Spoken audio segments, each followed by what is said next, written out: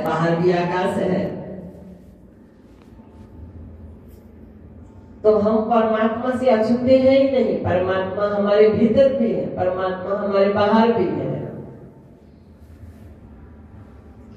कितना सुंदर कहा किसी शिष्य ने अपने गुरु के प्रति भाव कि रोम रोम मेरा आपसे विधा, आपसे सुनने, आपसे रिक्त कुछ भी नहीं। जो जो मैं कर में किया जी, रोम रोम मेरा विधा पड़ा। जो जो मैं कर में किया जी, कैसे लगो लो जिया जी, मेरे हृदय के महरम पिया। आपसे सुनने कुछ नहीं है, मैं आपसे छुपा कैसे सकता हूँ, और स्वर भी कैसे छुप सकता हूँ। तो कहा राजन, आकाश की तरह मेरा स्वरूप, मेरा ही स्वरूप ऐसा नहीं है, आपका भी स्वरूप वैसा ही है जैसा मेरा है। शारीरिक तल पे भेद है, आत्मा के तल पे कोई भेद नहीं है। लेकिन आपको अपने स्वरूप की अनुभूति कब होगी? जब आपके मन में देह अभिमान से आपका मन भरा हुआ है, देह अभिमान के बोझे के नीचे जो आपका मन दबा हुआ है, इस बोझे को जब गिराए, क्या सुंदर कहा ब्रह्मानंद नाम के महापुरुष ने, वो यही मटकी है पाप की, मैं शरीर हूँ। सिर पाप की मटकी मेरे गुरुदेव ने झटकी, शब्द की चोट से। सिर पाप की मटकी मेरे गुरुदेव ने झटकी, वो ब्रह्मानंद ने पटकी, अगर फूटे तो फूटन दे, अगर फूटे तो फूट। जिस मरने से जग डरे मेरे मन आनंदे, कब मरूं कब पाऊं मैं पूर्ण परमानंदे।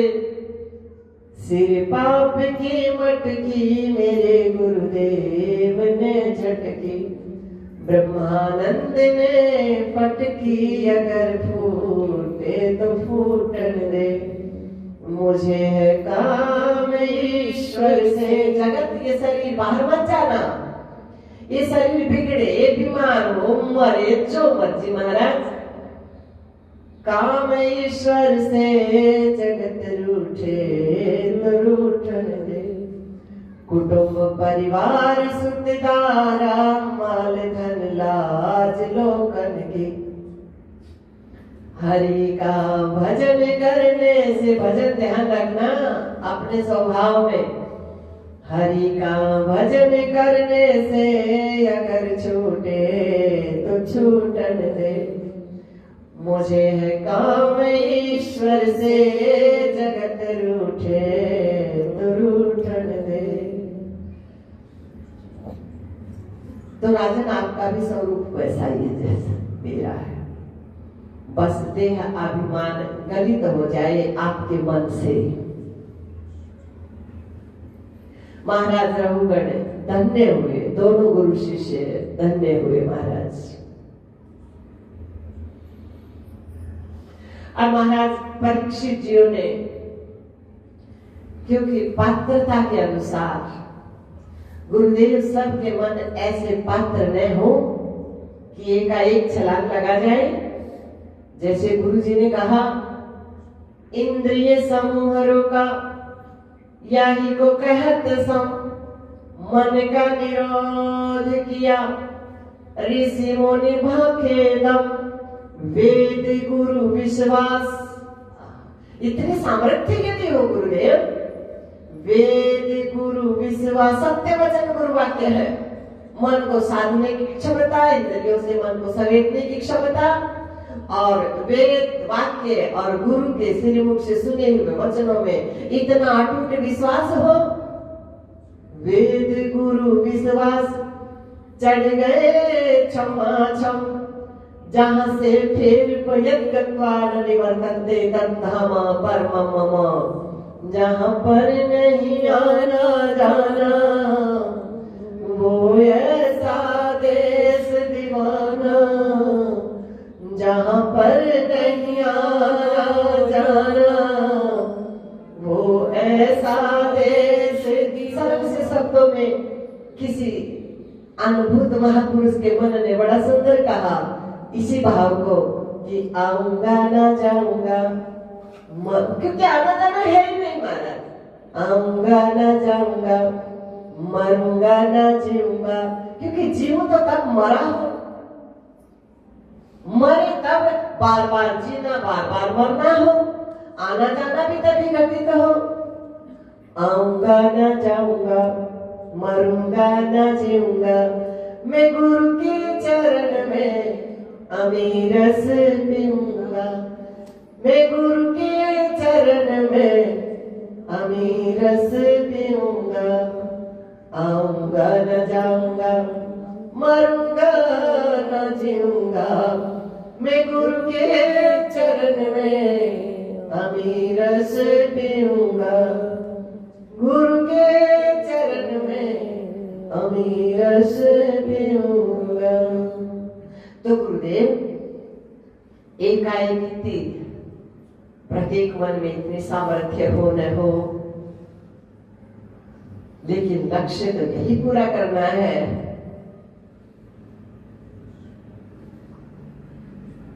कोई सरल सा मार्ग कह दो ना, लोग बार बार फिर दोहरा रहे, कितनी करुणा भरी है।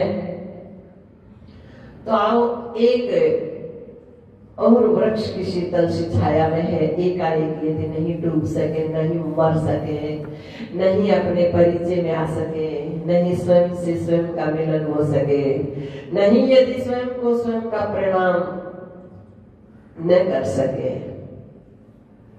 तो कहने कोई और सरल सा मार्ग कह दो ना यहाँ तक आने में, जो बिल्कुल सरल हो। ऐसी कोई युक्ति?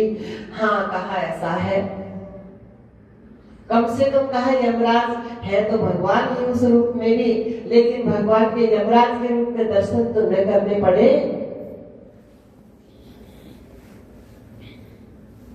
तो कहा ऐसा भी मार्ग है। आजामिल का प्रसंग सुनाया। आजामिल प्रसंग के माध्यम से बता रहे हैं बड़ा सात्विक सदाचारी है, क्योंकि मन तो है ही सात्विक, मन कुछ है ही नहीं, मन तो जैसे कसम करे वैसा हो जाता है। सात्विक है, सदाचारी है, कुसक में पड़ गया, गलत मार्ग पे लग गया। कुछ संत आ गए भोजन की कामना से, किसी ने मजाक में इशारा कर दिया, वो बड़े धर्मात्मा है, वहां भोजन की व्यवस्था हो जाएगी, पहुंच गए महापुरुष। या यूं कहो कोई पुण्य का उदय हो गया, भोजन पाया और देखा सीधे सीधे तो छलांग लगाने में समर्थ नहीं है इसका मन, क्योंकि इतना लिपायमान हो चुका है विकारों में मन। इसलिए युक्ति से काम ले, और सीधा सीधा भगवान का नाम विमुख से निकलने वाला है नहीं। तो कहा भाई तुम ऐसा करो, आपकी बात तुमको संतान हो तो नाम रख लेना नारायण।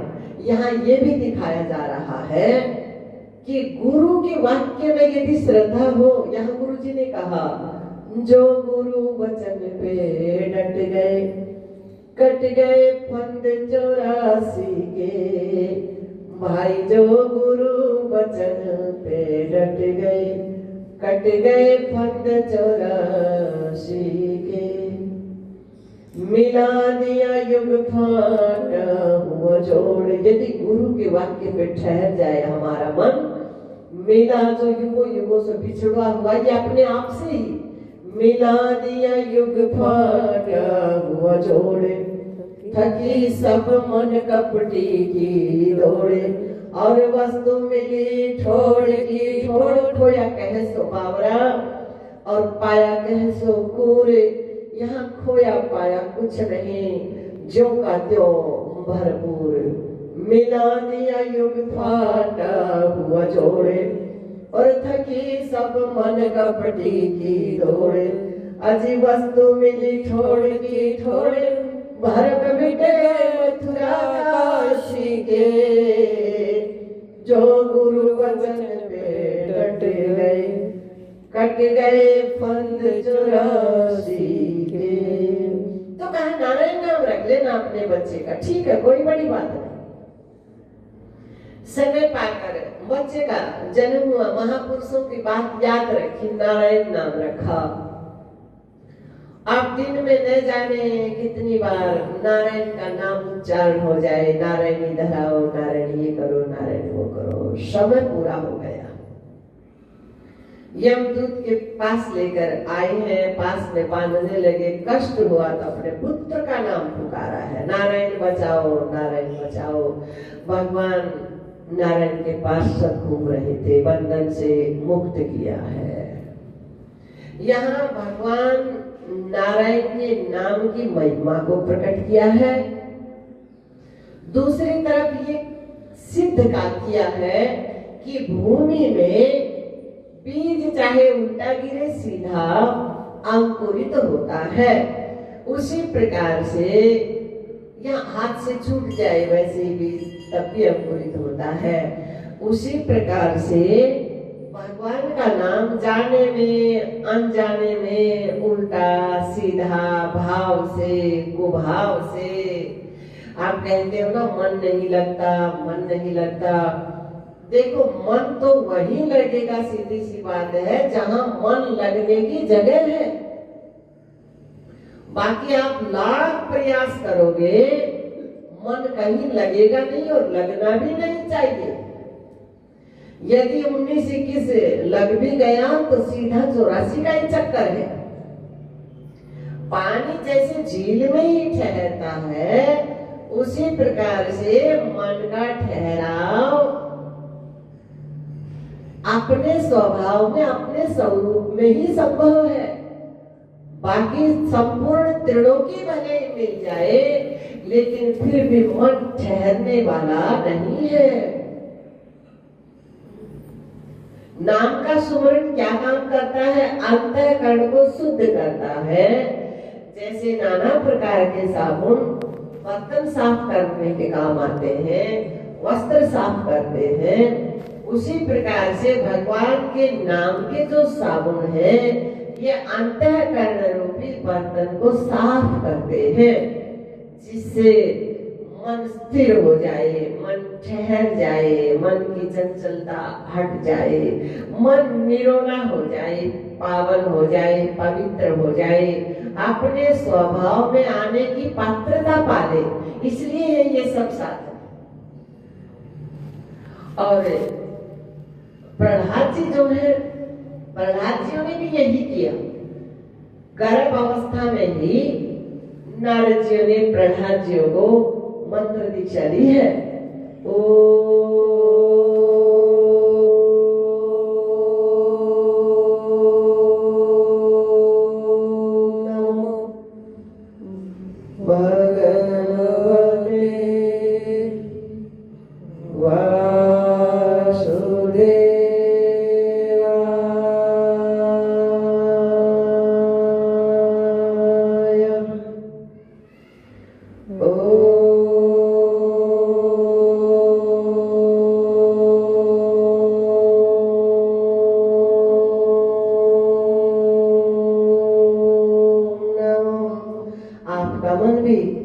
व्यवहारिक जगत के गर्भ में है भी।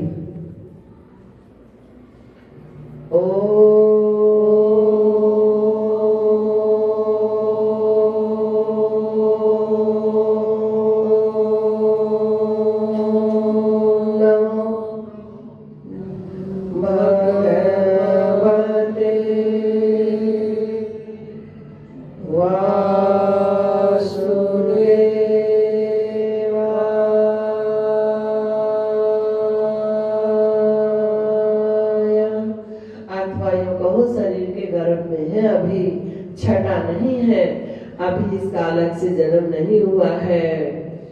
दीक्षित कर लो अपने मन को।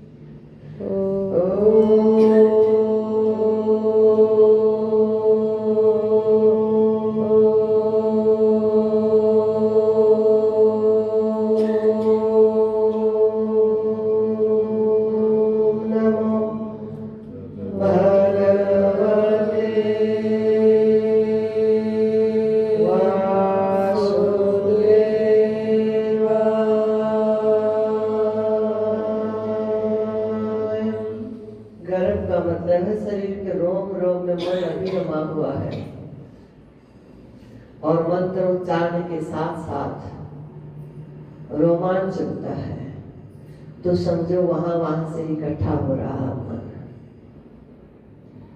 और फिर अपने स्वभाव में आ जाएगा, तो समझो मन का जन्म हो गया।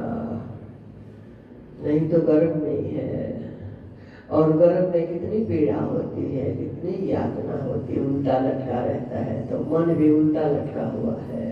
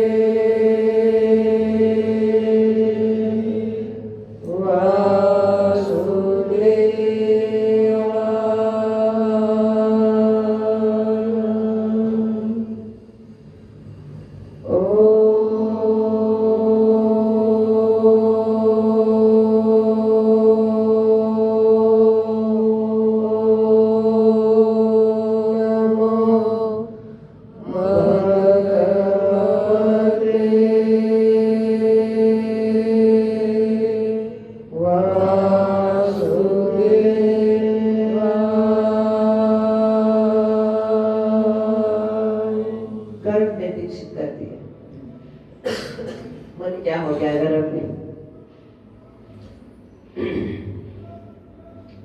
जन्म हो गया, इकट्ठा हो गया, मन सड़ गया, अपने स्वभाव में आ गया। ये गर्भ के संस्कार है, 16 संस्कारों में।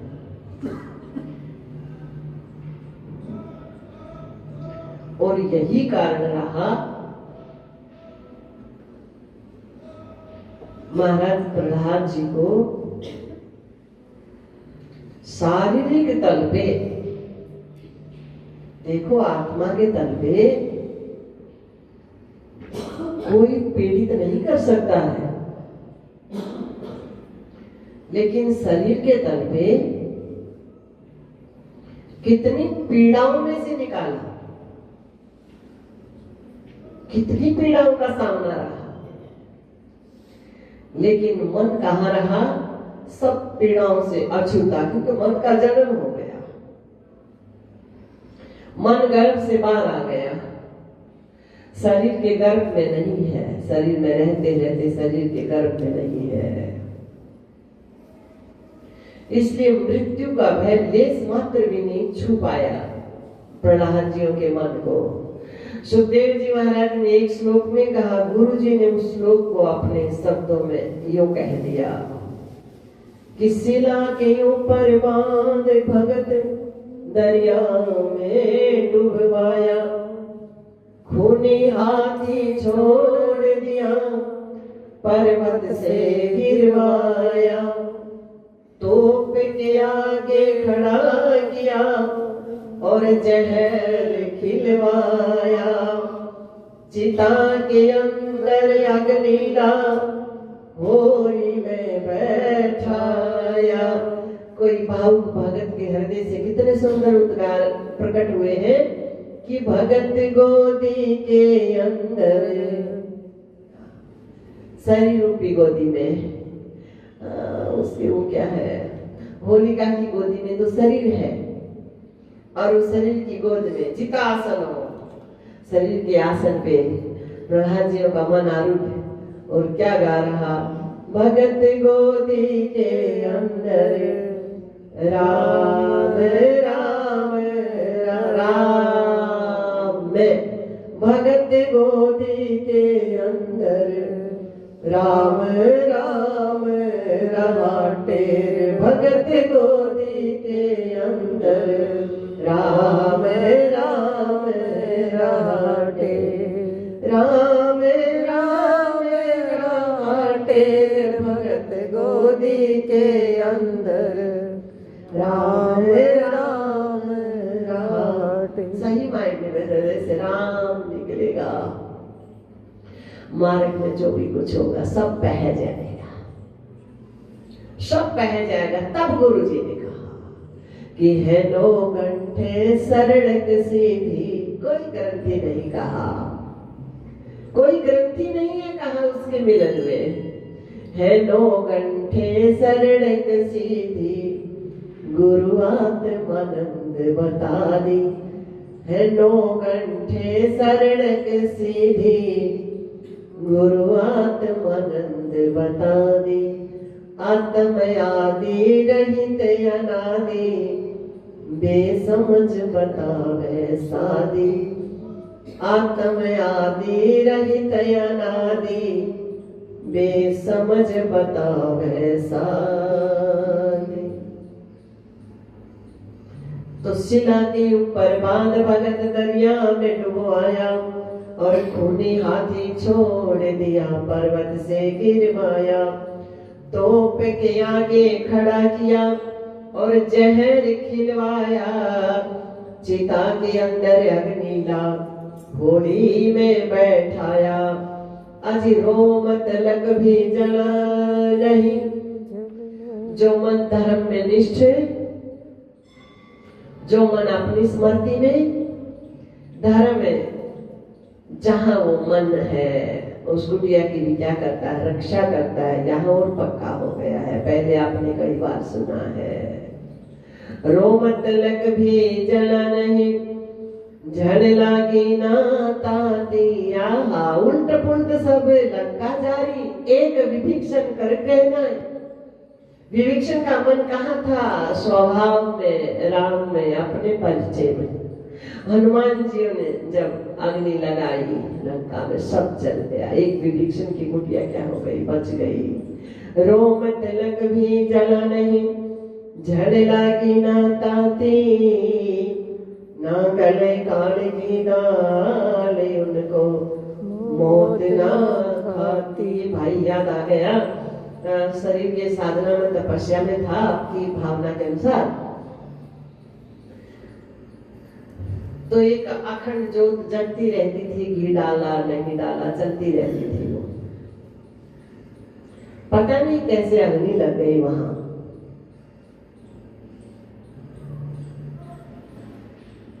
कैसे लगी पता नहीं। अग्नि तो इसलिए लगी, वो आपको बताया ना कल सुबह 3 से 6 का समय होता है, उस समय कारक कोटि के महापुरुष विचरण करते हैं। तो ऐसे अपने जो दादा गुरु ब्रह्मलीन ब्रह्मनिष्ठ श्री श्री गजाराठ गुरु महाराज के परम सदगुरु दिव्य महापुरुष, उन्होंने कारक कोटि के महापुरुषों को, उन्होंने ध्यान में आकर एक बीज मंत्र की दीक्षा दी। वो मंत्र, वो बीज अग्नि का था, और वो चलने लगा तो ऐसा हो गया कि सब अग्नि ही अग्नि है, तो सारे अग्नि लग गए वहां।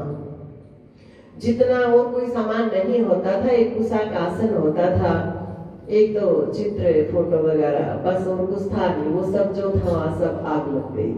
धुआं देख करके देखा, कुटिया में धुआं लगाया गुफा में।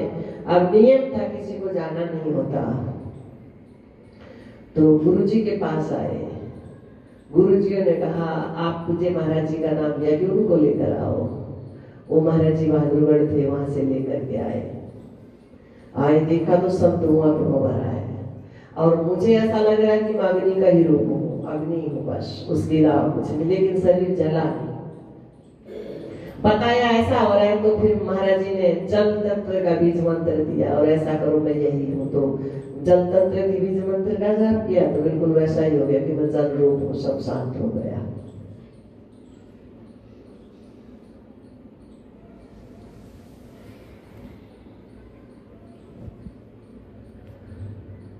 क्या कर रहे थे?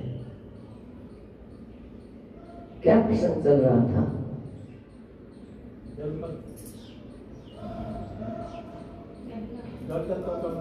नहीं वो तो हो गया, लेकिन हम कथा क्या कर रहे हैं? भगत प्रहलाद का गुरुजी रोम तलक भी जला नहीं, जिनके अंदर सांच रहे से। अच्छा शरीर को बचाने की बात हो रही है। अच्छा अच्छा ठीक है। रोम तलक भी जला नहीं, सुन रहे हो आप लोग? समाधि में चले गए। रोम तलक भी जला नहीं, जल लगी न ताती, ना गले काल की डाल उनको मौत न खाती। भाई जिनके अंदर सांच रहे वहाँ, अपने ना अपने गुरु जी से भी ज्यादा लाड रहे हैं, बता रहा गुरु जी के, जैसे शिवा महाराज जी बहुत लाड लिए। रोम तलक भी जला नहीं, जल लगी न ताती, क्योंकि गुरु जी तो ऐसे सुनते हैं ना। गुरु जी का ऐसा मन था कि मेरे वाले मन से पहले समाधि में जाता। बोले हमारे बस का काम नहीं, हमारे बस का काम नहीं, हमारा भी बस ही हो जाएगा, उनको ले आओ। गुरु जी वाली एकदम ज्ञान की साकार ही मूर्ति गुरु जी तो बस। रोम तलक भी जल नहीं, जल लगी न ताती, ना गले काल की दाल उनको मौत न खाती। जिनके अंदर सांच रहे वहाँ आँच न आती, ना गले काल की दाल उनको मौत न खाती। करो सच्चाई धारण जग में, थोड़ा है रहना, और सच्चे बन के सत्य का सजनों पहन लो गहना। कितनी करुणा की मूर्ति, कह रही मानो हमारी बात, माता भाई और बहना कोई फर्क नहीं किया। मानो हमारा, कहा सबका अधिकार है, मानो हमारी बात, माता भाई और बहना। ऊंचे स्वर में श्री गुरु ओंकार का कहना, और जाग आशीष से कुछ ज्यादा ही लगा होता है। जाग आत्मानंद भाई, यह बीत गई राती, ना गले काल की दाल उनको मौत न खाती। तो नाम जप के प्रभाव से मन नामी में रमण कर गया, मन अपने स्वभाव में आ गया, तो भयों से मन क्या हो गया? मुक्त हो गया। इसलिए कहीं भी नहीं मिलेगा कि लेस मात्र भी प्रहलाद के मन में भय हुआ हो। आखिरी हिरण्यकशिपु ने कहा, प्रहलाद सभी यहाँ तक कि सब देवता भी मुझसे भयभीत होते हैं, और तुम हमारे सामने बिल्कुल निर्भीक और निडर हो, किसकी शक्ति को पाकर? कहा पिता महाराज चीटी से लेकर ब्रह्मा पर्यंत जिनकी शक्ति को पाकर अपनी अपनी क्रिया में संलग्न रहते हैं, उन सच्चिदानंद घन भगवान नारायण की शक्ति को पाकर ही, उनकी शक्ति क्या है? हमारा स्वभाव। उनकी शक्ति को पाकर मेरा मन भी आपके सामने निडर और निर्भीक है महाराज। तो वो तेरे नारायण है कहाँ? कहा पिता महाराज ऐसी कौन सी जगह है जहां वो नहीं है? वो तो सर्वत्र है। तो कहा इस पिलर में है क्या? प्रहलाद जी ने कहा हाँ मुझे तो यहाँ भी दिख रहे, क्योंकि ऐसी कोई जगह ही नहीं, वो नहीं है।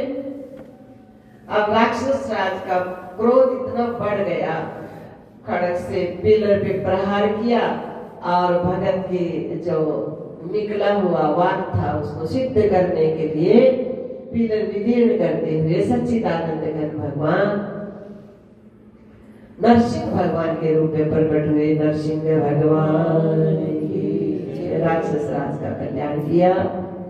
सारे वरदानों को मध्य नजर रखते हुए नदी में मरो, नवरात्रि में मरो, बाहर नदी तक सब पूरा किया, ठीक है भाई। तो यहाँ नाम की महिमा है, लेकिन नाम की महिमा सिद्धि तब है जब नामी में मन रमण कर जाए, बात तब भक्ति है। अब जो सनकादि है सृष्टि के प्रारंभ में हुए हैं, उनको भगवान ने एक मनवंत्र में हंस अवतार धारण किया, सनकादिकों को उपदेश सुनाया। एक मनवंत्र में भगवान श्री ने गजेंद्र को मोक्ष प्रदान किया। गजेंद्र नाम हाथी का है, और इस प्रसंग के माध्यम से ये भी प्रसंग है, ये भी वृक्ष की शीतल छाया है। इसकी छाया के माध्यम से भी हम अपने मन को समेट कर अपने स्वभाव में, अपने स्वरूप में, अपने परिचय में ले आ सकते हैं, ये बता रहे हैं। गजेंद्र जो मन देह अभिमान स्वीकार किए हुए है, मेरा परिचय ये है, अपनी मैं को मिथ्या के साथ जो जोड़ चुका है, ऐसा जो मन है वो है गजेंद्र। और इसी शरीर के नाते रिश्तों को अपना सब कुछ मानता है। ये दिखाते हुए समुद्र के किनारे जलपान करने गए हैं, क्रीड़ा कर रहे हैं, और ग्राह ने गजेंद्र का पांव निगला। जैसे शुरू में जो मन शरीर को ही मैं माने हुए होता है, सबसे पहले शरीर के घुटनों में कष्ट होता है, घुटने एड़ी टखनों तक होश नहीं रहता, ठीक हो जाएगा दवा पानी ये वो। धीरे धीरे धीरे धीरे गजेंद्र का पूरा पांव निगला, फिर घुटने काम करने छोड़ देते हैं, कमरिया काम करने, शरीर काम करना धीरे धीरे छोड़ देता है। परिवार वालों को पुकारा, सबने यथाशक्ति प्रयास किया, प्रयत्न करते हैं, नाते रिश्तेदार दिखाते हैं, जहां तहां वैद्यों से खर्चा पानी जितना होता है करते हैं, लेकिन ये दिखाया है कि शारीरिक तल पे हमारे साथ कौन कहां तक चल सकता है। एक सीमा है महाराज, एक मर्यादा है, उसका उल्लंघन नहीं किया जा सकता है। तो एक सीमा है शरीरों के संग की, कितना सब तक, कितनी दूर तक जा सकता है, बस उससे आगे नहीं जा सकता, ये दिखा रहे। इसलिए उससे आगे भी तुम्हारा साथ बना रहे हैं, उसका उपचार, उसका प्रयत्न शरीर में रहते रहते कर लेना चाहिए। यदि हमेशा संग चाहिए तो उस संग को शरीर में रहते रहते स्वीकार करो, वरना शरीरों की तो मर्यादा है महाराज। ये दिखा रहे गजेंद्र मोक्ष के माध्यम से कई बातें सिखाई जा रही है। गजेंद्र ने परिवार वालों को पुकारा, यथाशक्ति प्रयत्न किया, प्रयास किया, लेकिन देखा बस अब हमारी पहुंच नहीं है, अब पहुंच करेगी भी क्या। तो सब धीरे धीरे धीरे धीरे धीरे धीरे सब मुड़ गए। गजेंद्र ने देखा यहां कोई नहीं है अब। तो देखो ये दिखा रहे भगवान कि अंतिम क्षणों में भी यदि आपके मन में जिज्ञासा हो, यदि आपका मन सिमटने में समर्थ हो, यदि आपका मन सबका विस्मरण कराने में समर्थ हो, तो आखिर के क्षणों में भी कल्याण को प्राप्त हो सकते हो। गजेंद्र ने देखा सब कोई नहीं है, बस तो सब ओर से अपने मन को समेट लिया। सुमन, वहां सुमन कहाँ फुर्सत थी भगवान को सुमन अर्पित करने की। अच्छा मन, सब ओर से अछूता मन, सब ओर से छटा हुआ मन, फकीर मन, अवधूत मन, स्वरूप पुष्प भगवान के चरणों में समर्पित कर दिया। तेरा तुझको अर्पण है, क्या लागे मेरा, क्या देर थी है। और मिल गए, उनमें मिल गए तो फिर वो कहीं दूर थोड़े, ये महाराज मोक्ष हो गया, शरीर में रहते रहते ही मोक्ष हो गया। फिर एक मनवंतर में भगवान श्री ने समुद्र मंथन कराया और देवताओं को अमृत पान कराया। कैसे संभव हुआ? तो समुद्र मंथन के माध्यम से हमको उपदेश है कि जब हमारा मन अपने स्वभाव में आने लगेगा तो पहले पहल बहुत पीड़ा होती है, शरीर में पीड़ा होती है, शरीर फिर मन शरीर से बंधा रहता है, मन उधर से हट ही नहीं पाता। जैसे समुद्र मंथन प्रारंभ हुआ तो सबसे पहले हलाहल कालकूट विष निकला, किन्होंने बचाया? महादेव जी ने। राह कहकर मुख खोला, मैं कहकर ढक्कन बंद किया, कंठ में रख लिया, भीतर नहीं उतरने दिया, बाहर भी नहीं उड़ेला। तो भगवान श्री का नाम रहा नीलकंठ महादेव। तो पहले पहल जब मन सिमटने लगेगा तो शरीर इतनी पीड़ा शरीर में होती है, मन उस पीड़ा का अनुभव करता हो और वहां से फिर छूटना ही नहीं चाहता। तो क्या करे? भगवान शिव के नाम का उच्चारण करें, फिर मन सिमटने लगेगा। तो मंथन प्रारंभ हुआ तो एक से एक दिव्य वस्तुएं निकली, मानो फिर मार्ग में सिद्धियां आती हैं मन को लोभ देने के लिए, मन को लालायित करने के लिए।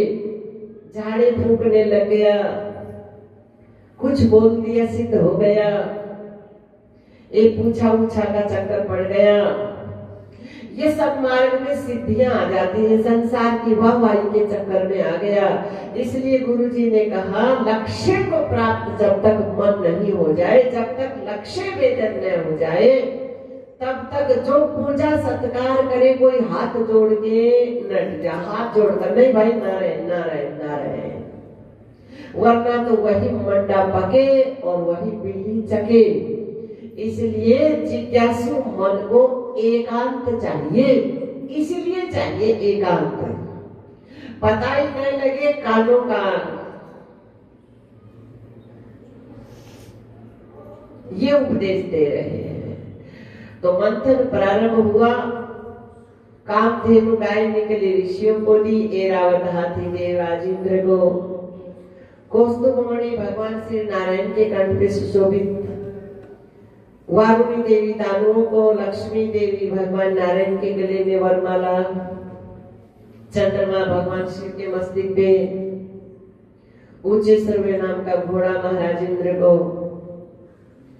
और फिर मंथन हुआ, कहीं अटके नहीं, रुके नहीं।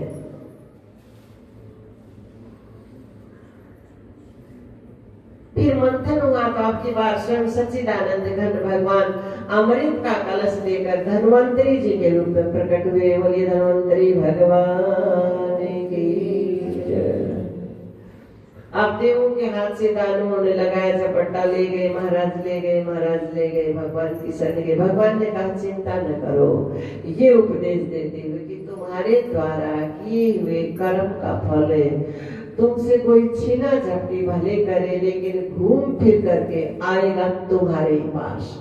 चाहे वो अच्छा कर्म हो चाहे गलत कर्म हो, उन कर्मों का फल दूसरा कोई नहीं भोग सकता है, उसके लिए मैं हूँ।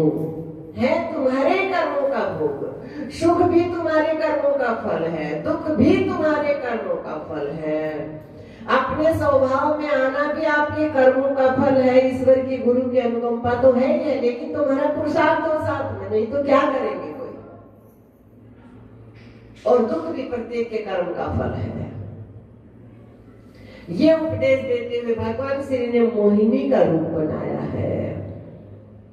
इसलिए तो कहा नवदा भक्ति में नौवीं भक्ति, नवम सरल सब सन छलहीना। तुम अपने स्वभाव में रहो, मन को छल कपट से रहित करो, छल कपट छोड़ दीजिए, गुरु जी की सेवा कीजिए और सावरे का शरणा लीजिए।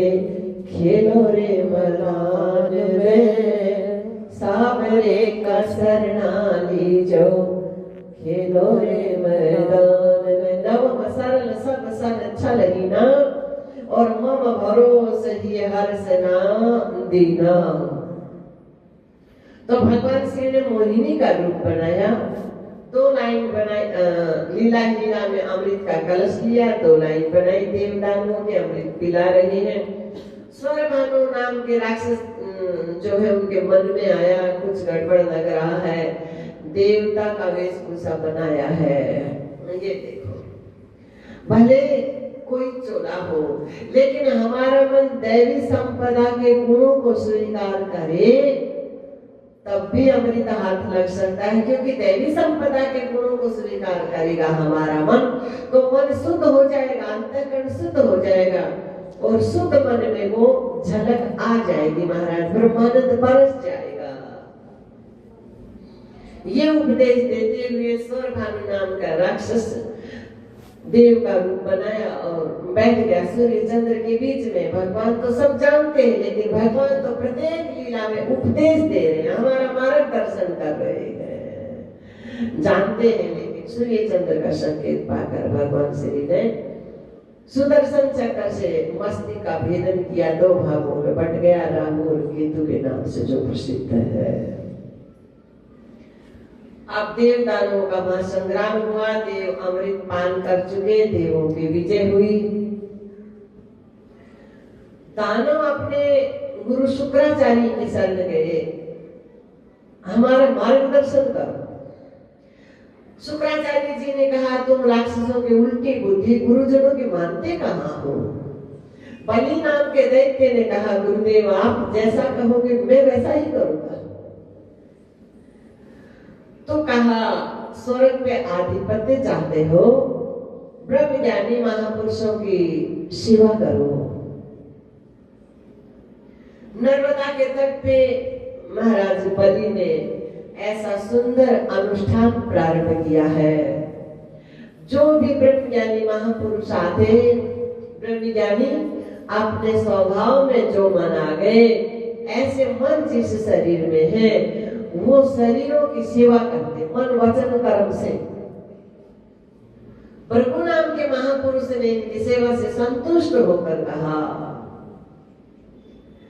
रथ दिया है, रथ माने शरीर का परिचय कराया है, ये शरीर रथ है, आप रथी हो। इस रथ पे आरूढ़ होकर अपने स्वभाव में आकर जिस दिशा में जाओगे विजय तुम्हारे चरण स्पर्श करेगी। ऐसे आशीष की छाया में रथ पे आरूढ़ होकर महाराज बलि ने स्वर्ग पे चढ़ाई की, सभी देवता हार गए, गिरी कंदराओं में छुप कर रहने लगे। देवताओं की माता देवी अदिति ने अपने पति भगवान कश्यप जी से प्रार्थना की, भगवान मुझे ऐसे पुत्र की प्राप्ति हो जो मेरे पुत्रों का खोया हुआ राज्य वापस लौट आए। तो दिव्य अनुष्ठान कहा, पायो नाम का व्रत, दूध पान करके रहना 12 दिन तक। 12 क्या है? यही 12 अक्षर मंत्र, इस मंत्र के माध्यम से। और दूध क्या है? अपना स्वभाव ज्ञान, अपने मन को देवी इस मंत्र के माध्यम से अपने स्वभाव में ले आओ।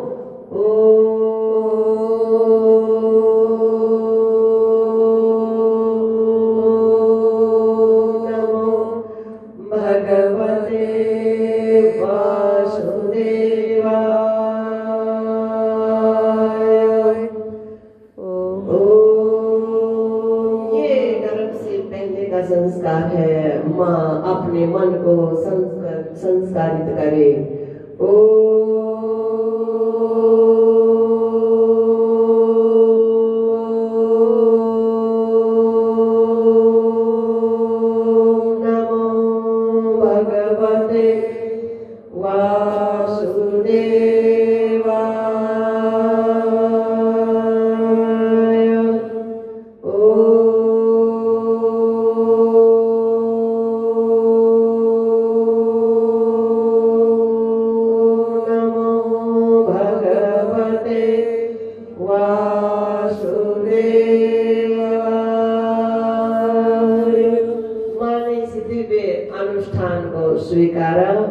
समय पाकर सच्चिदानंद घन भगवान वटुक भगवान के रूप में माँ के यहाँ प्रकट हुए। बोली वटुक भगवान की जय।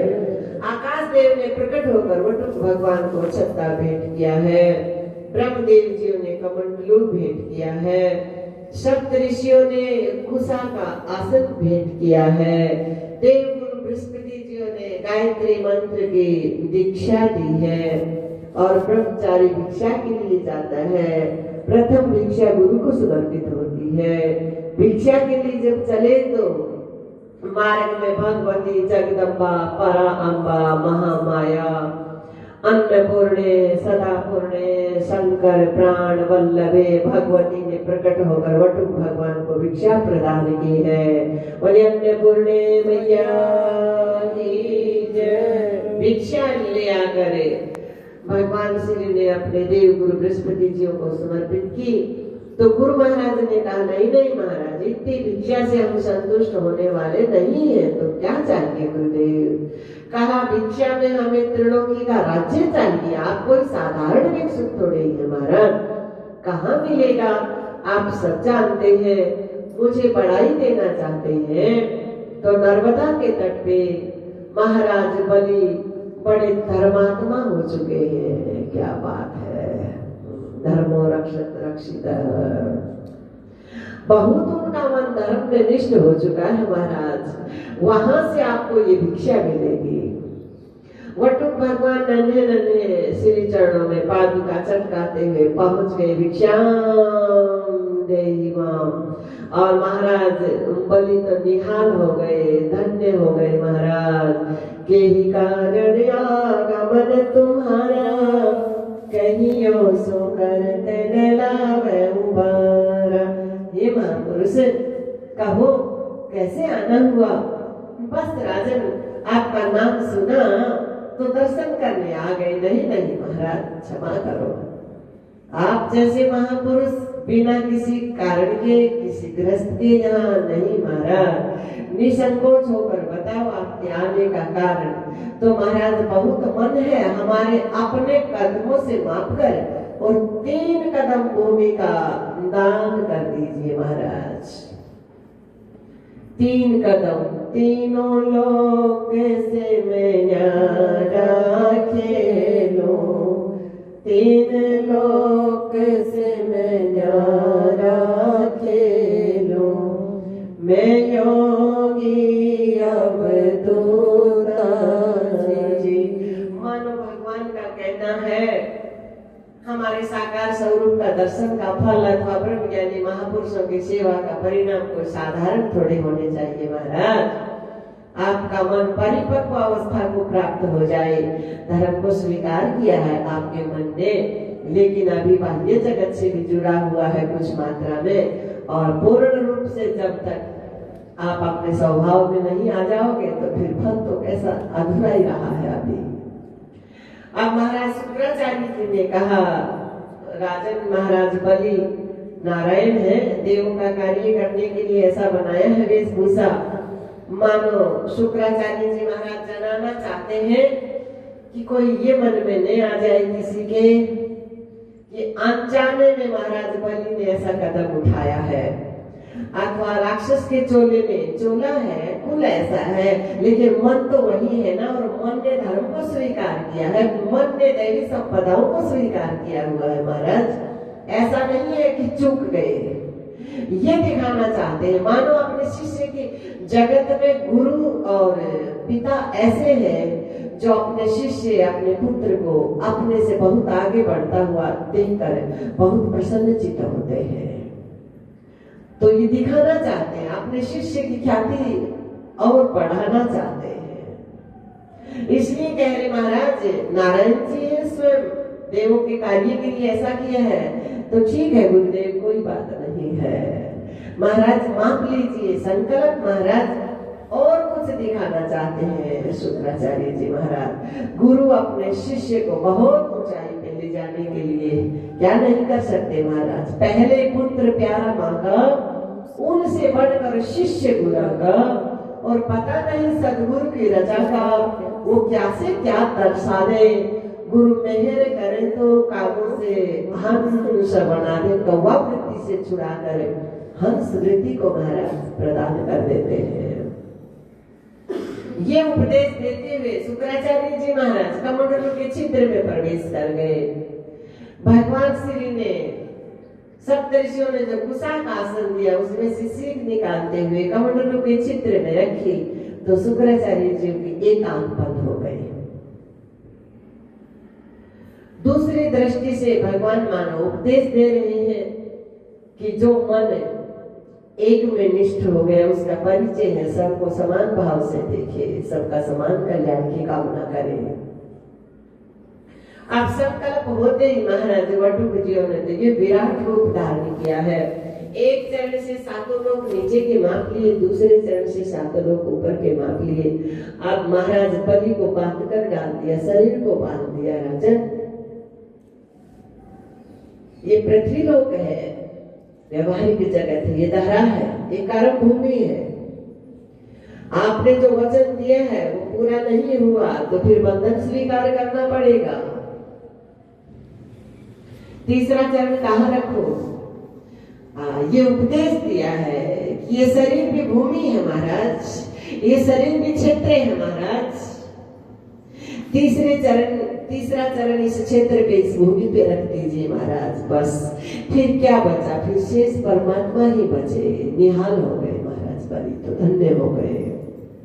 देवी विद्यावली आरती उतारने के लिए आई। मांगो देवी मांगो महाराज, बस भगवान और क्या बच गया? मांगना शेष। महाराज बलि आप बहुत मन है तो आपका ये वटुक रूप हमारे मन को भा गया, बस आते जाते आपकी झांकी होती रहे। महाराज बलि का उद्देश्य है जब तक शरीर का प्रारब्ध है, शरीर में मन का आना जाना बना रहेगा। वटुक चेतना अपना स्वरूप है, उसमें मन रमण करता रहे, आती जाती श्वास के धुन में हरि नाम गुण गाए जा। ये उपदेश दिया है। इधर नारद जी महाराज ये दिखाते हुए कि देखो एक बार जो मन धर्म में निष्ठ हो गया, अपने स्वभाव में आ गया, अपने परिचय में आ गया, वो बाह्य दृष्टि से कहीं भी बंधता नहीं है। लोभ के वशीभूत होकर या अपने सुख की कामना से वशीभूत होकर जान चुके हैं कि बाह्य दृष्टि से सुख की कामना करना एक मूढ़ता है। इसलिए भगवती लक्ष्मी को संकेत किया है, बहन के रूप में आई है, रक्षाबंधन में आपके द्वारपाल दे दीजिए, ठीक है लो महाराज। और ये सिद्ध किया है कि जब तुम आए जगत में, जगत हंसा तुम रोए। अब ऐसी करनी कर चलो, तुम हंसो जग रोए।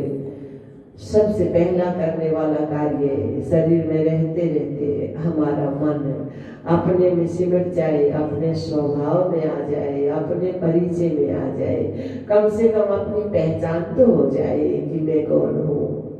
कम से कम दिशा भ्रम हो गया, वो दिशा भ्रम तो टूट जाए। कम से कम रैचुंदा तो हट जाए महाराज।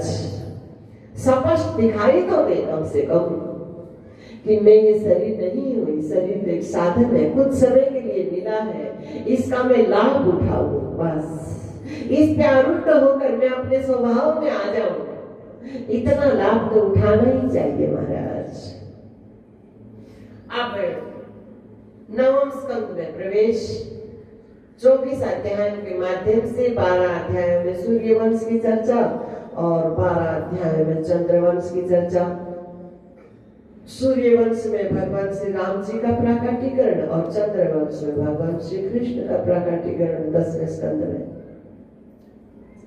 सूर्यवंश में आगे चलकर महाराज हरिश्चंद्र के रोहितास के महाराज बाहुक व्यावहारिक दृष्टि से कमजोर पड़ गए। शत्रु राजाओं ने इनका राज्य छीन लिया। अब ये 2 पत्नी है, अपनी पत्नियों के साथ वेशभूषा बदलकर संतों के साथ रहने लग गए। संतों के मन में करुणा जगी, संतान नहीं है, इनके एक फल दिया। अब फल एक है, रानी 2 है, एक रानी को फल दिया तो दूसरी के मन में ईर्षा हुई। जबकि भागवत जी में पहले ही कह दिया पात्र कौन है। अपने स्वभाव में आने के लिए मन में पात्रता क्या चाहिए, तो निर्मत्सराणा, मात्सर्य से शून्य हो मन, किसी के प्रति मन में जलन शरण न हो। तो यहाँ ईर्षा हुई, और ईर्षा तो इतनी भयानक बीमारी है, न जाने कितनी बीमारियों को जन्म देती है। नारायण जहर दिया, जहर को गर कहा, गर के सहित जिस बालक का जन्म हुआ उस बालक का नाम पड़ा महाराज सगर। महाराज सगर के 2 विवाह हुए, एक रानी को एक पुत्र हुआ महाराज असमंजस, दूसरी रानी को बहुत से पुत्र हुए। महाराज सगर ने अश्वमेध यज्ञ किया, देवराज इंद्र ने इनके यज्ञ का घोड़ा चुराया और कपिल भगवान के आश्रम में रख छोड़ा। महाराज सगर के जो बहुत से पुत्र हैं घोड़े की खोज में निकले, इधर उधर दौड़ते रहे, भगवान कपिल के आश्रम में पहुंचे, घोड़ा दिखाई दिया। भगवान अपने स्वभाव में है और अनर्गल शब्दों का प्रयोग किया, दृष्टि पड़ी सो सब राख हो गए। और भगवान की दृष्टि तो राख में बना करके कल्याण करती है। नारायण यहाँ अपने ही कर्मों की अग्नि से क्या हो गए, वो दग्ध हो गए, क्योंकि व्यक्ति का कर्म ही उसे मारता है। अब महाराज सगर की दूसरी रानी के पुत्र जो असमंजस है, घोड़ी की खोज में निकले, इधर उधर घूमते घुमाते भगवान कपिल जी के आश्रम में पहुंचे। भगवान श्री के चरणों में प्रणाम किया और पूछा भगवान की राख का ढेर कैसा है। तो भगवान श्री ने कहा कुछ बच्चे घोड़ा घोड़ा चिल्ला रहे थे, सो ऐसा घटित हो गया, तो इनका कल्याण कैसे हो भगवान, मेरा मार्गदर्शन करो। भगवान श्री कपिल जी ने कहा गंगा जी आए, उनके पावन जल का स्पर्श हो, उनके पावन जल का स्पर्श करे इनके मन। यहाँ तुलसी बाबा ने कहा है तरस परस मन आंख इंद्री के माध्यम से दर्शन करे, मात्र गंगा जी का स्पर्श, वहां की छूती हुई हवा मन अनुभव करे, तरस परस और मंजन, स्नान, डुबकी लगाई कि अपने स्वरूप में आ गया। तरस परस और मंजन पाना आचमन मात्र से, क्योंकि मन नाना रसों का रस चखता है, रसना इंद्री के माध्यम से मन ही चखता है सब रसों को, कर्ण इंद्री के माध्यम से शब्द के रस को ले रहा है, नासिका इंद्री के माध्यम से गंध रस ले रहा है। तो मन स्पर्श करे, तरस परस और मंजन पाना हर पाप कहे वेद पुराना, मन शुद्ध हो जाता है। तो कहा गंगा जी का स्पर्श इनका मन करे तो इनका कल्याण हो। असमंजस ने कठोर तप किया, गंगा मां नहीं आई, इनके अंशुमान हुए, कठोर तप किया, गंगा मां नहीं आई। इनके महाराज दिलीप हुए, कठोर तप किया, गंगा मां नहीं आई। इनके महाराज भगीरथ हुए, कठोर तप किया, गंगा मां प्रकट हुई। कहो महाराज भगीरथ माते आपके पावन जल का स्पर्श मेरे पूर्वजों के मनों को हो जाए, बस इनका कल्याण हो जाए। इसमें तो महादेव जियों की करुणा चाहिए। महाराज तो महाराज भगीरथ ने भगवान शिव की आराधना की। भगवान शिव ने कहा कहो गंगे से आ जाए। अब माँ गंगा ने देखा मैं तो महादेव जियों की जटाओं का इतना विस्तार है, उन्हीं में सिमट कर रह जाऊंगी और मेरे वेग को कोई सहन करने वाला नहीं हुआ तो धरा पाताल चली जाऊंगी। तो महादेव जी ने जटाओं का इतना विस्तार किया तो भगवती जटा शंकरी कहलाई। भागीरथ की प्रार्थना से थोड़ा मार्ग दिया, धरा पे आई सो भागीरथी कहलाई। और अब कह रही है चलो महाराज भागीरथ, आगे आगे महाराज भागीरथ है, पीछे पीछे माँ गंगे है। जनु नाम के महापुरुष राजभार सब छोड़ करे और तपस्या में लगे हुए हैं। माँ ने देखा कब तक तपस्या करेंगे, वहां लेती हूँ, अथवा जानना चाहती है। धरा पे मैं सुना है एक से एक महापुरुष है, तो कोई महापुरुष मुझे मिले ताकि मैं निश्चिंत होकर अपना प्रवाह बढ़ा सकूं। तो जन्नू मुनि ने आचमन में डकारा। भगीरथ की प्रार्थना से पुत्री के रूप में जन्नू मुनि ने प्रकट किया मां गंगे को। मानो महापुरुष ने अपनी करुणा बरसाई है, पुत्री के रूप में स्वीकार किया है। और पिता के इर्द गिर्द होने में, पिता के सानिध्य में फिर पुत्री को भय की बात ही क्या है, फिर अपना प्रवाह बढ़ाया है मां गंगे ने। भारत भूमि को अभिसिंचित करती हुई गंगे मां ऋषिकेश हरिद्वार आई है। हरिद्वार सप्त ऋषियों के पास पहुंची है मां, महापुरुषों को भी धन्य करने के लिए, स्वयं भी धन्य होने के लिए 7 धारा, और फिर पूरी भारत भूमि को पावन करती हुई गंगे मां गंगा सागर की तरफ आगे बढ़ी है। भगवान कपिल जी के आश्रम में पहुंची है। महाराज भगीरथ के पूर्वजों के मनों ने मां का स्पर्श किया है, कल्याण को प्राप्त हुए, और मां गंगे गंगा सागर के साथ एक हो गई। श्री गंगे मैया की जय, गंगा सागर की जय। अब इन्हीं महाराज भगीरथ के आगे महाराज अज, और आगे महाराज दशरथ। महाराज दशरथ के यहाँ महाराज दशरथ और कौशल्या माँ तो मनु और शत्रुपाई है। इनके यहाँ स्वयं सच्चिदानंद घन भगवान श्री राम, लखन, शत्रुघ्न भारत के रूप में प्रकट हुए हैं। सबसे पहले सच्चिदानंद घन भगवान माँ कौशल्या के यहाँ चतुर्भुज रूप में प्रकट हुए। माँ कौशल्या भगवान की स्तुति कर रही है। भय प्रगट कृपाला दीन दयाला कौशल्या हितकारी हर्षित महतारी। भगवान स्वेच्छा से प्रकट होते हैं और स्वेच्छा से सिमट जाते हैं। भगवान में कोई आना जाना नहीं। देवी द्रौपदी ने कहा इस समय तो वस्त्र की आवश्यकता है, तो स्वयं वस्त्र का रूप बन गए। तो भगवान में कोई आना जाना, कोई जन्मना मरना, इस प्रकार की कोई बातें नहीं है। इसलिए स्पष्ट कहा है, भय प्रगट कृपाला दीन दयाला कौशल्या हितकारी हर्षित महतारी मुनि मनहारी अद्भुत रूप विचारी लोचन अभिरामा तनु घनश्यामा निज आयुध भुज चारी भूषण वनमाला नयन विशाला शोभा सिंधु करारी कह दुई कर जोरी 500 क्या मिलते 500 कर मिलते कहे दुई कर जोरी स्तुति तोरी। यदि मन इन सबसे सिमट जाएगा तो वाणी बोलेगी कैसे?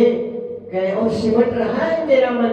कहे दुई कर जोरी स्तुति तोरी यही विधि करऊं अनंता माया गुण ज्ञाना तीत अमाना वेद पुराण भनंता करुणा सुख सागर सब गुण आगर जेहि गावै श्रुति संता सोम महित लागी। मेरा भाव पूर्ण करने के लिए, क्योंकि तपस्या के मनुष्य कृपा ने आकाशवाणी हुई मांगो महाराज मांगो, तो कहा पहले साकार रूप का दर्शन तो दो, प्रकट हुए, अब तो मांगो। तो महाराज मनोजीव ने कहा बस आप जैसा मुझे पुत्र चाहिए, मेरे जैसा तो मैं ही हूँ, अब आप मांगो। तो कहा चतुर नृप ने जो मांग की है बस वही मांग मेरी है। तो हे व्यापक ब्रह्म, हे अखंड, हे एक रस, मेरा मनोरथ पूर्ण करने के लिए आपने ऐसा दिव्य रूप धारण किया। कह दोई कर जोरी स्तुति तोरी, यही विधि कर अनंता। आदि है ना अंत जिसका, आकाश जो विस्तार, ऐसा तेरा स्वरूप है जिसका नवारा पार। कह दोई कर जोरी, सब ओर से यदि सिमट गया मेरा मन, सब एक हो गया, तो फिर आपकी स्तुति कैसे करूं। कह दोई कर जोरी, फिर तो इतना ही रह जाएगा कि मेरा मुझको नमस्कार। कह दोई कर जोरी स्तुति तोरी, यही विधि करहु अनंता। माया गुण ज्ञान तीत अमाना, वेद पुराण भगंता। करुणा सुख सागरे सब गुण आगरे, जिहि गावै श्रुति संता। सो मम हित लागी जन अनुरागी, भयउ प्रगट श्रीकंता। ब्रह्मांड निकाया निर्मित माया, रोम रोम प्रतिवेद कहे। सो मम युनिवासी यह उपहासी, सुनत धीरे मति धीरे न रहे। उपजा जब ज्ञाना प्रभु मुस्काना, तो जान गई सब। उपजा जब ज्ञाना तो प्रभु मुस्काना, बस भगवान की मुस्कुराहट ही उनकी माया है। जाना प्रभु मुस्काना, चरित बहुत विधि कीन चहे। कही कथा सुहाई मात बुझाई, जेहि प्रकार सुत प्रेम लहे। माता पुनि बोली, मुस्कुरा दिए ना माया। माता पुनि बोली सोमति डोली। जिस बुद्धि में ये तो व्यापक है, ये ब्रह्म है, वो क्या हो गई, डोल गई, सिमट गई भगवान की मुस्कुराहट माया से महाराज। प्रभु मुस्काना चरित बहुत विधि कीन चहे। कहीं कथा सुहाई मात बुझाई, जेहि प्रकार सुन प्रेम लहे। माता पुनि बोली सोमति डोली, तु तजहु तात यह रूपा। की जैसी सुलीला अति प्रिय शीला, यह सुख परम अनुपा। सुने वचन सुजाना, सुजान ज्ञान, सुने वो जो पग बिन चले सुने बिन गाना। सुने वचन सुजाना रोदन ठाना। वाह वाह वाह, सुनी वचन सुजाना रोदन ठाना हुई बालक सुर भूपा यह चरित जगावे हरि पद पावे तेन परई भव कोपा यह चरित जगावे हरि पद पावे तेन परई भव को। ये चरित गाते गाते सब ओर से सिमट कर मन हरि के पद हरि के चरण आत्मा राम में मन रमण कर जाएंगे। ऐसी तुलसी बाबा की उद्घोषणा है। यह चरित जगावे हरि पद पावे तेन परई भव कोपा यह चरित जगावे हरि पद पावे युक्त्वाननिवर्तन्ते तद्धाम परमो मम। यह चरित जगावे हरि पद पावे तेन परई भव कोपा। व्यापक ब्रह्म निरंजन निर्गुण विगत विनोद सो अज प्रेम भक्ति वश कौशल्या की गो। श्री बाल राम भगवान की जय। भगवान बाल राम के रूप में प्रकट हुए और वही सच्चिदानंद घन भगवान माँ कैकेयी और सुमित्रा के यहाँ भरत लखन और शत्रुघ्न के रूप में प्रकट हुए। महाराज दशरथ ने जाना, ब्रह्मानंद हुआ और जहाँ तहाँ चर्चा हुई। तो कोई बधाई देने महाराज ब्रह्मानंद उमड़ रहा है। प्यारे रघुरैया चलो रे सखी देखिया में ब्रह्मानंद हुआ, मंगल हुआ और समय पाकर चारों भाई बड़े हुए। संत विश्वामित्र जी राम लखन को लेने के लिए आए हैं। एकांत पाकर गुरु वशिष्ठ जियों ने महाराज दशरथ को समझाया कि आपके पूर्वज महाराजा हरिश्चंद्र सब कुछ इनको दे चुके, सब इन्हीं का है। सो गुरु आज्ञा पाकर राम लखन को साथ में भेजे हैं। महाराज संत विश्वामित्र जी धन्य हुए। भगवान श्री ने ताड़िका का वध किया, आगे बढ़े, मारीच सुबाहु आदि राक्षसों से यज्ञ की विघ्न बाधाओं को दूर किया और फिर आगे बढ़े, देवी अहिल्या का उद्धार किया है। अब आगे पहुंचे हैं महाराज जनकपुर, जनक जी के यहाँ। महाराज जनक चिंता में डूबे हुए, धनुष भंग किया है। देवी जानकी जी ने भगवान श्री के गले में माला पहनाई, मानव वर्ण हो गया और राम जी ने जानकी जी को माला पहनाई है, जयमाला। महाराज दशरथ को संदेश भेजा है, तीनों भाइयों के सहित महाराज दशरथ बारात लेकर आ पहुंचे हैं। विवाह का मंडप तैयार हुआ। देवी जानकी की जो छोटी बहनें हैं मांडवी, उर्मिला, सुरकीर्ति, उनके विवाह भरत लखन शत्रुघ्न के साथ संपन्न हुए।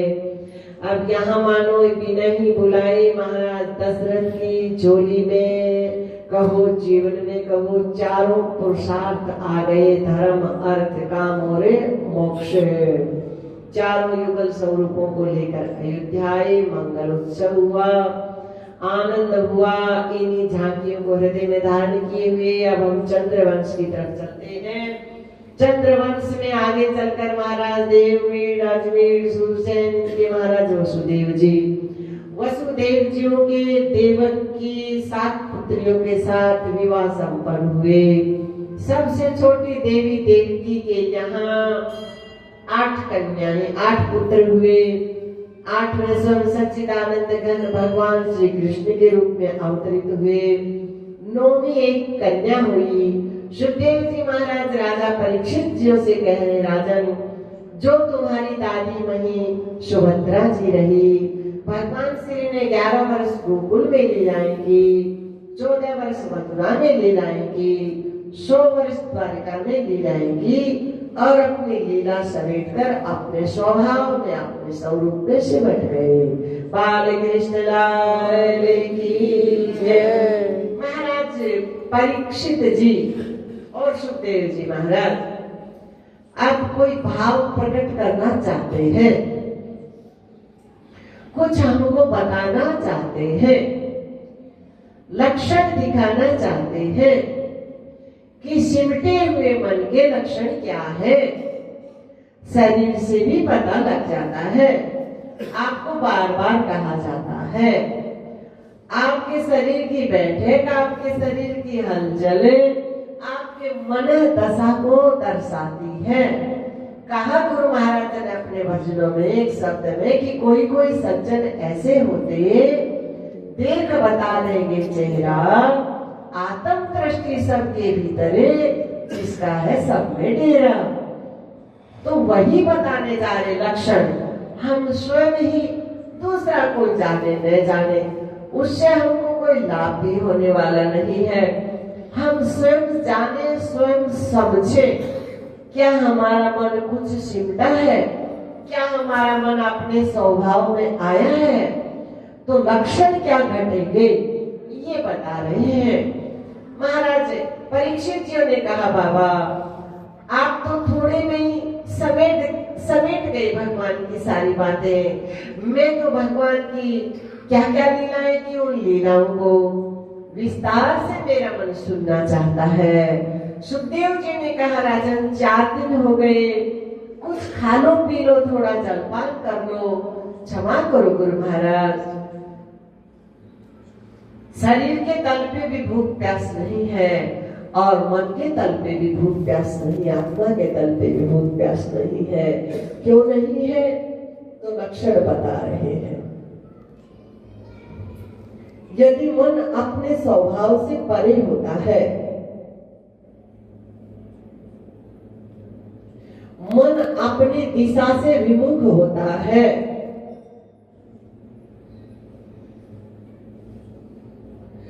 तब ये जो ईड़ा पिंगला 2 नाड़ियां हैं इनमें प्राण चलते रहते हैं।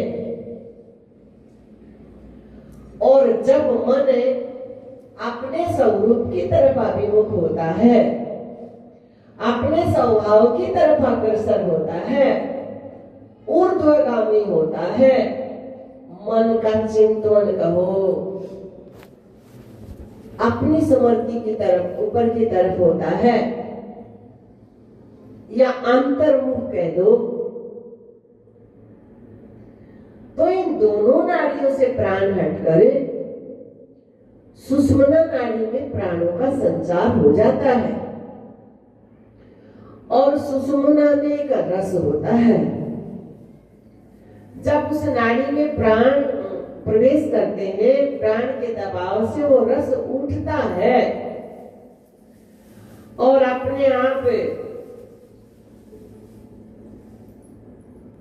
बोलते समय नहीं, बस सुनते समय जीभ क्या हो जाती है, उल्टी हो जाती है। उसे क्या कहते हैं?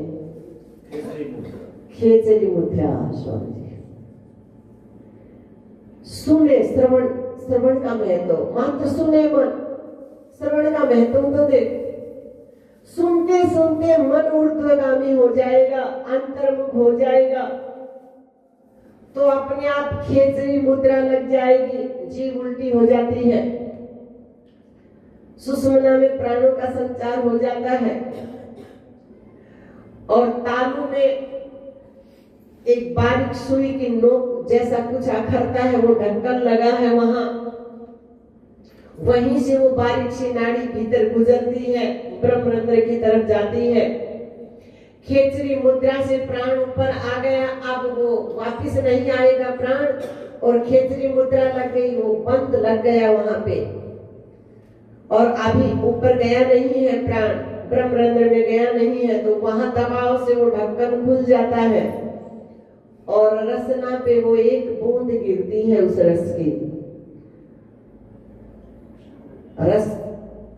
रसना पे गिरता है, जीभ पे गिरता है, लेकिन उसका टेस्ट पूरे शरीर का रोम रोम अनुभव करता है कैसा टेस्ट है। जैसे कोई अन्न नहीं खाता हो और अन्न खाए तो उसके शरीर का रोम रोम अनुभव करता है, ऐसा लगता है पूरे शरीर में अन्न भरा है। उसी प्रकार से सब रसों से जो मन हट चुका और वो मन उस शरीर में है, तो उस बूंद का प्रत्येक शरीर के रोम रोम के माध्यम से अनुभव होता है।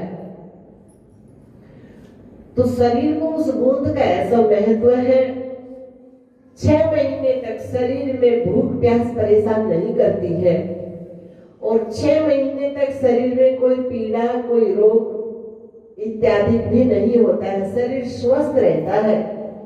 एक बार एक बूंद मिलने से 6 महीने तक शरीर की भूख प्यास शरीर रोगों से मुक्त रहता है।